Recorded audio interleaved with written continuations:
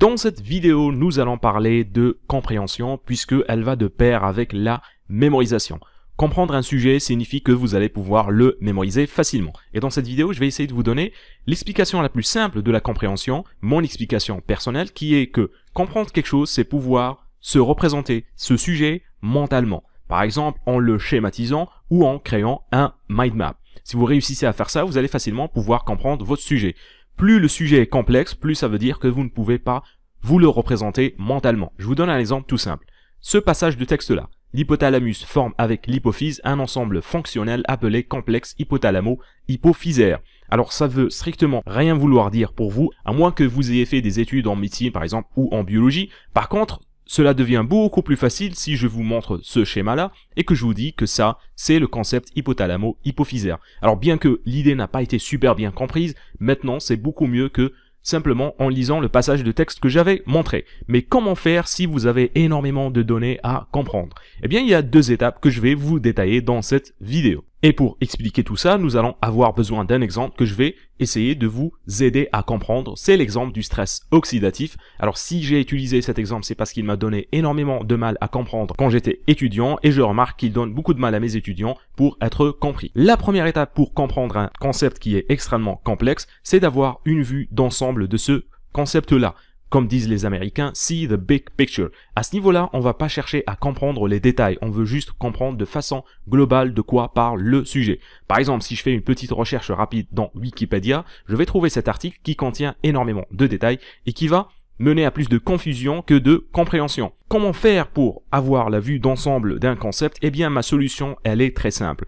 Vous allez tout simplement aller chercher une vidéo sur le sujet. Les vidéos vont vous permettre d'avoir une vue générale sur le concept en question et ça va faciliter sa visualisation. Sinon, vous pouvez aussi chercher dans des sites un peu plus généralistes avant d'entrer dans les détails.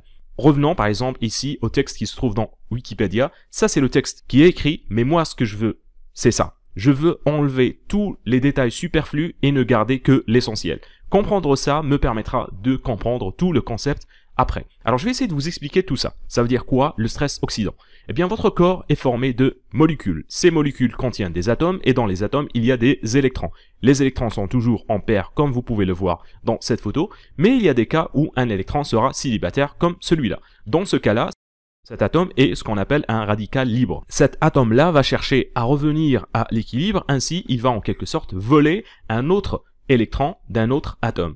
Et c'est ça ce qu'on appelle le stress oxydant, parce que maintenant, cet atome-là est un radical libre qui va voler un électron d'un autre atome et ça va créer une réaction en chaîne qu'on va appeler stress oxydant. Alors bien que vous n'avez probablement pas super bien compris ce que je viens d'expliquer ici, c'est beaucoup mieux que si vous deviez lire le texte que voici. Donc vous avez un peu une meilleure idée parce que nous avons schématisé l'idée, nous avons essayé de représenter l'idée sous forme visuelle.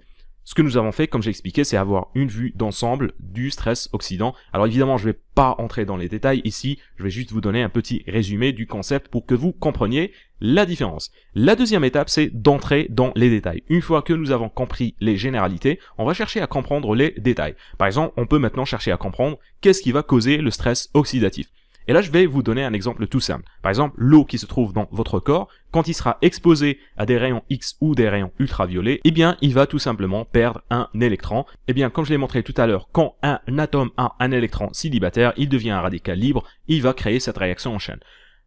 Que faire maintenant que vous avez compris la vue d'ensemble et les détails? Eh bien, il faut tout simplement répéter le processus encore et encore et encore jusqu'à comprendre le concept dans sa totalité. Alors, je vous explique. Ça, c'est la vue d'ensemble. En comprenant la vue d'ensemble, on va entrer dans les détails. Mais les détails vont nous montrer qu'il y a d'autres choses qu'on ne comprend pas. À ce niveau-là, on va pas entrer encore plus en détail, on va chercher à comprendre la vue d'ensemble à nouveau, qui va nous amener à de nouveaux détails, et on va refaire le cycle encore et encore jusqu'à comprendre tout le concept.